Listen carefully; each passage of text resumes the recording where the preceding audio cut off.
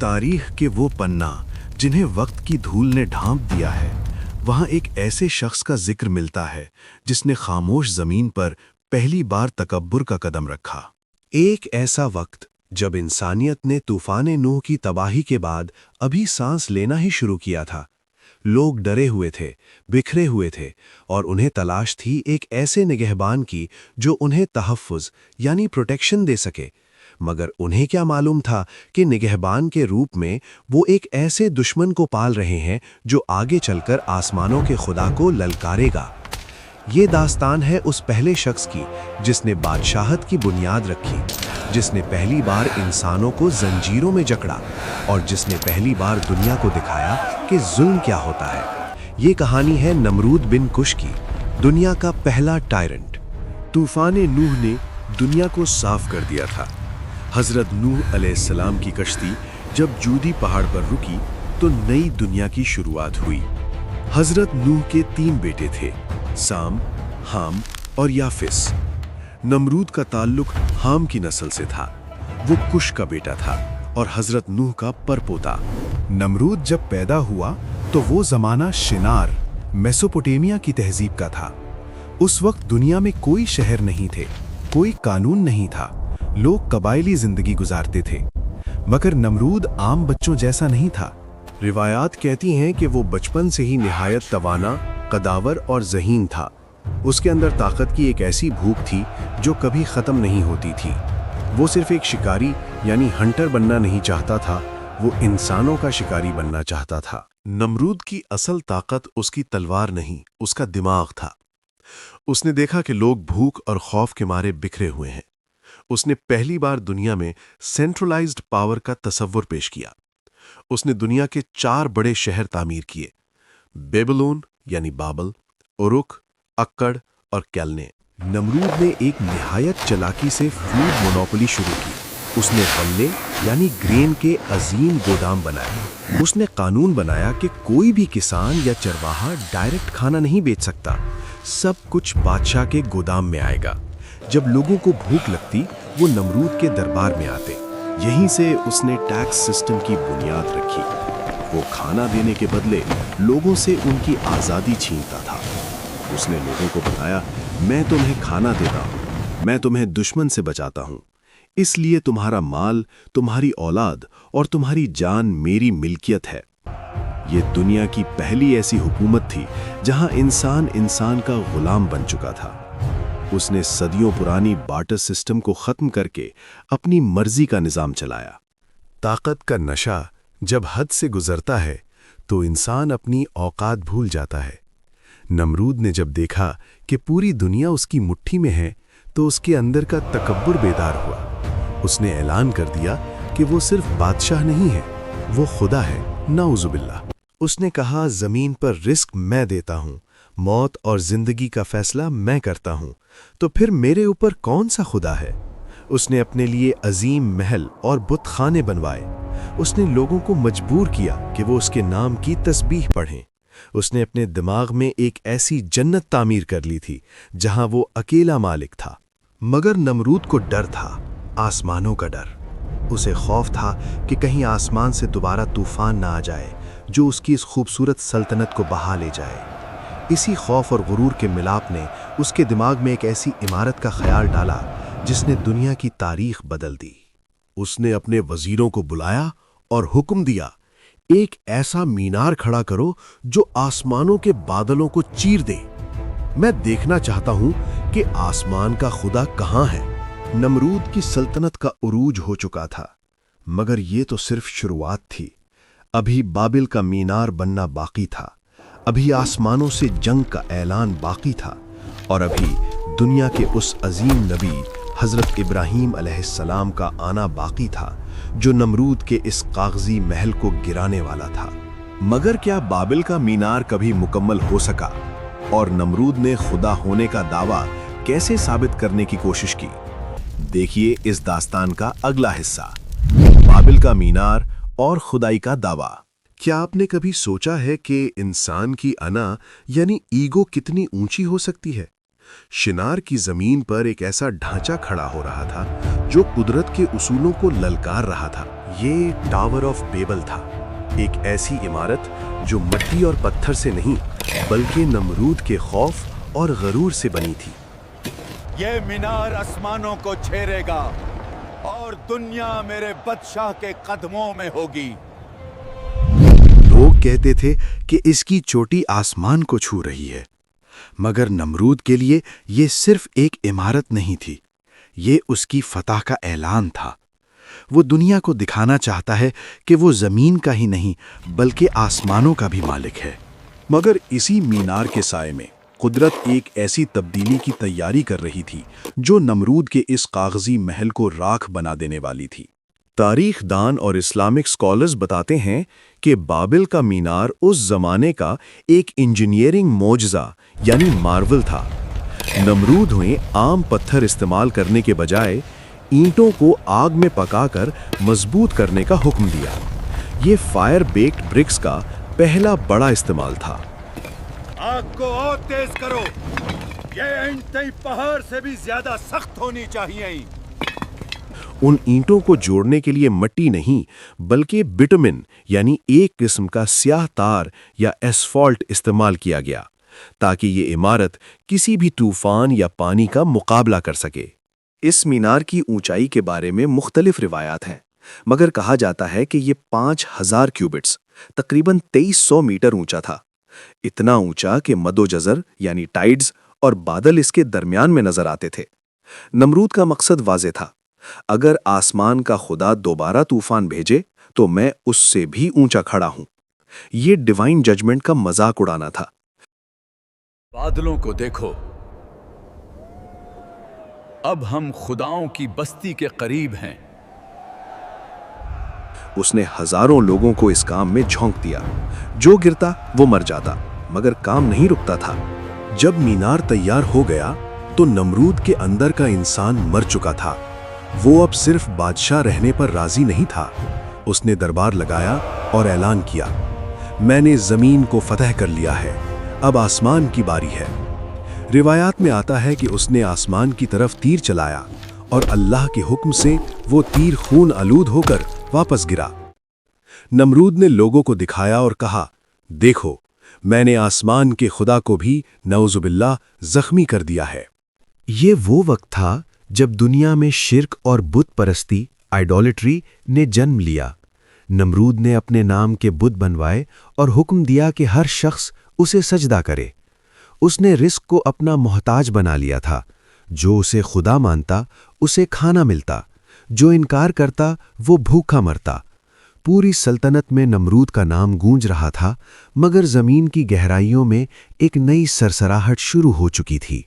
نمرود کی اس خدائی کو پہلا جھٹکا اس وقت لگا جب اس نے ایک خوفناک خواب دیکھا۔ اس نے دیکھا کہ آسمان سے ایک ستارہ نکلا جس کی روشنی نے سورج اور چاند کو دھندلا کر دیا۔ جب اس نے اپنے نجومیوں اور جادوگروں کو بلایا تو ان کے چہرے ڈر کے مارے سفید پڑ گئے۔ بادشاہ سلامت، یہ ستارہ آپ کی سلطنت کے لیے ایک اندھیرا پیغام لایا ہے۔ انہوں نے کہا، اے بادشاہ، اس سال ایک ایسا بچہ پیدا ہوگا جو تیری سلطنت کو تباہ کر دے گا اور تیرے جھوٹے خدائی کے دعوے کو مٹی میں ملا دے گا۔ نمرود خوف سے پاگل ہو گیا۔ اس نے وہی فیصلہ کیا جو صدیوں بعد فرعون نے کرنا تھا۔ اس نے حکم دیا، اس سال پیدا ہونے والے ہر لڑکے کو قتل کر دیا جائے۔ کوئی بھی بچ کر نہ نکلنے پائے۔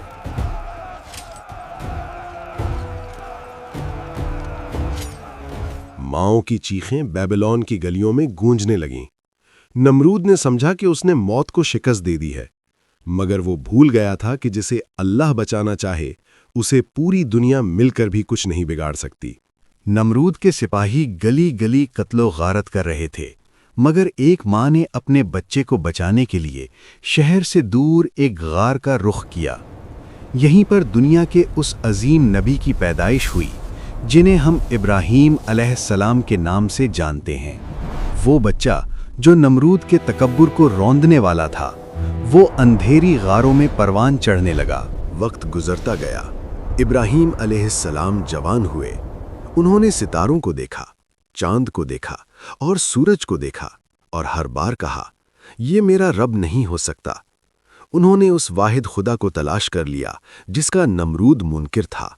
اب وہ وقت آ گیا تھا جب دنیا کا سب سے بڑا ظالم اور دنیا کا سب سے بڑا موحد آمنے سامنے ہونے والے تھے۔ اگلا منظر بابل کا دربار ہے۔ ایک طرف نمرود کا غرور ہے اور دوسری طرف ابراہیم علیہ السلام کی حق گوئی۔ کیا ہوگا جب ابراہیم علیہ السلام نمرود کے بھاری دربار میں اس سے للکاریں گے؟ اور وہ کیا دلیل تھی جس نے خدا ہونے کا دعویٰ کرنے والے کو پوری دنیا کے سامنے گم کر دیا؟ دیکھیے اگلا حصہ، نمرود کا دربار اور سورج کا سوال۔ بابل کا وہ عظیم دربار جہاں بڑے بڑے سورما اور بادشاہ سر جھکا کر داخل ہوتے تھے، آج وہاں ایک نوجوان کھڑا تھا جس کے چہرے پر نہ خوف تھا اور نہ ہی کوئی پشیمانی۔ یہ حضرت ابراہیم علیہ السلام تھے۔ ایک طرف دنیا کی سب سے بڑی سلطنت کا مالک تھا جس نے آسمانوں تک مینار کھڑا کیا تھا، اور دوسری طرف وہ شخص تھا جس کے پاس نہ فوج تھی نہ دولت، مگر اس کے دل میں اس رب کا یقین تھا جو پوری کائنات کا مالک ہے۔ آج حق اور باطل آمنے سامنے تھے۔ آج فیصلہ ہونا تھا کہ اصل خدا کون ہے۔ نمرود نے نہایت تکبر سے پوچھا، وہ کون ہے جس کی تم دعوت دیتے ہو؟ میرے سوا تمہارا اور کون خدا ہے؟ حضرت ابراہیم علیہ السلام نے نہایت سکون اور اطمینان سے جواب دیا، میرا رب وہ ہے جو زندگی دیتا ہے اور موت دیتا ہے۔ نمرود نے ایک کٹل ہنسی ہنس دی۔ اس نے اپنے سپاہیوں کو حکم دیا کہ 2 قیدیوں کو لایا جائے جنہیں موت کی سزا سنائی جا چکی تھی۔ دیکھو ابراہیم، ان کی موت اور ان کی زندگی میرے ایک اشارے کی محتاج ہے۔ نمرود نے ایک قیدی کو قتل کر دیا اور دوسرے کو چھوڑ دیا۔ اس نے ابراہیم علیہ السلام کی طرف دیکھ کر کہا، دیکھو میں بھی زندگی دیتا ہوں اور موت دیتا ہوں، میں نے جسے چاہا مار دیا اور جسے چاہا زندگی بخش دی، کیا تمہارا خدا اس سے بڑھ کر کچھ کر سکتا ہے؟ نمرود نے سمجھا کہ اس نے دلیل یعنی لاجک سے ابراہیم علیہ السلام کو ہرا دیا ہے، مگر ابراہیم علیہ السلام نے وہ سوال کیا جس نے دنیا کی سب سے بڑی سلطنت کے مالک کو پورے دربار کے سامنے بے بس کر دیا۔ انہوں نے کہا، بے شک اللہ سورج کو مشرق یعنی ایسٹ سے نکالتا ہے، اگر تو خدا ہے تو اسے مغرب یعنی ویسٹ سے نکال کر دکھا۔ دربار میں خاموشی چھا گئی، پرندے کی پرواز کی آواز بھی سنائی دے رہی تھی۔ نمرود گنگ ہو گیا، اس کے پاس کوئی جواب نہیں تھا۔ مشرق سے مغرب، یہ میرے اختیار میں نہیں ہے۔ وہ جو خود کو آسمانوں کا خدا کہتا تھا، آج وہ ایک معمولی سے سوال کے سامنے بے لباس ہو چکا تھا، مگر اس ذلت نے اس کے اندر کے درندے کو جگا دیا۔ اس نے چیخ کر حکم دیا، اسے جلا دو، اس کے خدا کو دکھا دو کہ میری آگ کی شدت کیا ہے۔ نمرود نے ابراہیم علیہ السلام کو سزا دینے کے لیے دنیا کی سب سے بڑی آگ تیار کرنے کا حکم دیا۔ اسے دنیا کا سب سے بڑا جہنم بنا دو، بادشاہ کا حکم ہے۔ مہینوں تک پوری سلطنت سے لکڑیاں جمع کی گئیں۔ لوگ اتنے دیوانے ہو چکے تھے کہ بیمار عورتیں منت مانتی تھیں کہ اگر وہ ٹھیک ہو گئیں تو وہ ابراہیم کو جلانے کے لیے مزید لکڑیاں لائیں گی۔ جب آگ جلائی گئی تو منظر خوفناک تھا۔ ماڈرن سائنس کے مطابق اتنی بڑی آگ کا درجہ حرارت یعنی ٹیمپریچر 1000 ڈگری سیلسیس سے بھی اوپر ہوتا ہے۔ روایات کہتی ہیں کہ آگ کی تپش اتنی تھی کہ اگر کوئی پرندہ اس کے اوپر سے گزرتا تو وہ جل کر راکھ ہو جاتا۔ کوئی بھی انسان اس آگ کے قریب جانے کی ہمت نہیں کر سکتا تھا۔ ابراہیم علیہ السلام کو آگ میں پھینکنے کے لیے حزن نام کے ایک شخص نے منجنیق بنائی۔ جب انہیں اس کمان پر رکھا گیا تو فرشتے تڑپ اٹھے، مگر ابراہیم علیہ السلام کا دل سکون میں تھا۔ انہوں نے صرف اتنا کہا، اللہ میرے لیے کافی ہے اور وہ بہترین کارساز ہے۔ جیسے ہی ابراہیم علیہ السلام اس بھیانک انفرنو کے درمیان گرے، آسمانوں سے ایک حکم نازل ہوا۔ اللہ نے فرمایا، اے آگ، ابراہیم پر ٹھنڈی اور سلامتی والی بن جا۔ دنیا کے تمامی قدرتی اصول، لاز آف نیچر معطل ہو گئے۔ آگ جو ہر چیز کو راکھ کر دیتی ہے، وہ ابراہیم علیہ السلام کے لیے گلزار بن گئی۔ ان کی زنجیریں جل کر راکھ ہو گئیں، مگر ان کا لباس اور ان کا جسم بالکل محفوظ تھا۔ نمرود اپنے محل کی بلندی سے یہ تماشا دیکھ رہا تھا۔ اس نے دیکھا کہ آگ کے ڈھیر کے درمیان ابراہیم علیہ السلام سکون سے بیٹھے ہیں اور ان کے چاروں طرف پھول کھل رہے ہیں۔ नमरूद की आंखों में यकीन नहीं था। उसने समझा था कि वो इब्राहिम अलैहिस्सलाम को मिटा देगा, मगर उस आग ने नमरूद की रही सही खुदाई को मिट्टी में मिला दिया था। ये जादू है या कोई मुआजिजा? वो आग में जिंदा कैसे है? हजरत इब्राहिम अलैहिस्सलाम आग से सही सलामत बाहर निकल आए। ये दुनिया की तारीख का वो मोज़ा था जिसने हजारों लोगों को सोचने पर मजबूर कर दिया कि असल खुदा वो नहीं जो तख्त पर बैठा है, बल्कि वो है जो आग को बाग बना देता है। इतने बड़े मोज़े के बाद भी नमरूद का दिल नरम नहीं हुआ। उसका तकब्बुर अब एक जुनून बन चुका था। उसने फैसला कर लिया कि वो अब किसी नबी से नहीं बल्कि सीधा खुदा से जंग करेगा। उसने अपना अजीम लश्कर जमा किया और आसमान के खुदा को जंग की दावत दे दी। ऐ इब्राहिम के रब, अगर तू है तो आ और मुझसे जंग कर। मगर नमरूद को क्या मालूम था कि अल्लाह उससे हराने के लिए कोई फौज नहीं भेजेगा, बल्कि दुनिया की सबसे कमजोर मखलूक को भेजेगा। वो कौन सा अजाब था जिसने नमरूद की 400 साल की हुकूमत को मिट्टी में मिला दिया, और कैसे एक लंगड़े मच्छर ने दुनिया के पहले जालिम को सदियों तक रोने पर मजबूर किया। ये बादल नहीं, ये तो मौत का लश्कर है जो हमारी तरफ बढ़ रहा है। देखिए इस दास्तान का आखिरी और सबसे इबरतनाक हिस्सा, मच्छरों का लश्कर और नमरूद का अंजाम।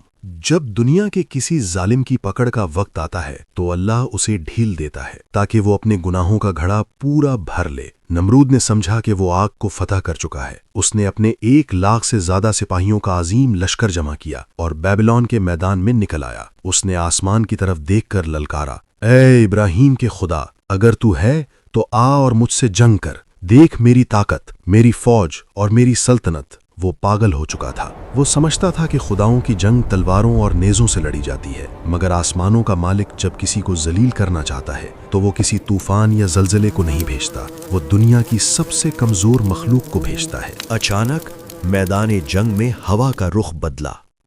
आसमान पर एक सियाह साया छा गया। सिपाहियों ने समझा कि शायद कोई तूफान आ रहा है, मगर वो मच्छरों का एक अजीम लश्कर था। इतने मच्छर कि उन्होंने सूरज की रोशनी को छुपा लिया। जब वो मच्छर नमरूद की फौज पर टूटे तो मंजर दहशतनाक था। वो मच्छर आम नहीं थे, वो अल्लाह के सिपाही थे। उन्होंने सिपाहियों का गोश्त खा लिया और उनका खून पी गए। कुछ ही मिनटों में नमरूद की वो अजीमुश्शान फौज, जिस पर उसे नाज था, सिर्फ हड्डियों का ढेर बनकर मैदान में बिखर गई।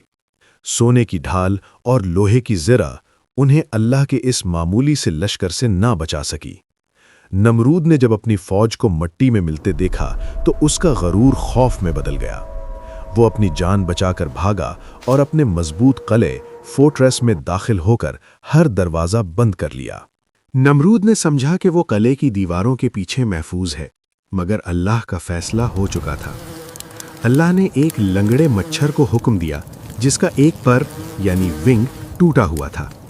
वो मच्छर किले के एक छोटे से सुराख से अंदर दाखिल हुआ और नमरूद के दिमाग तक पहुंचने के लिए उसकी नाक के रास्ते दाखिल हो गया। वहां पहुंचकर उसने नमरूद के दिमाग की झिल्ली यानी मेम्ब्रेन को काटना शुरू किया।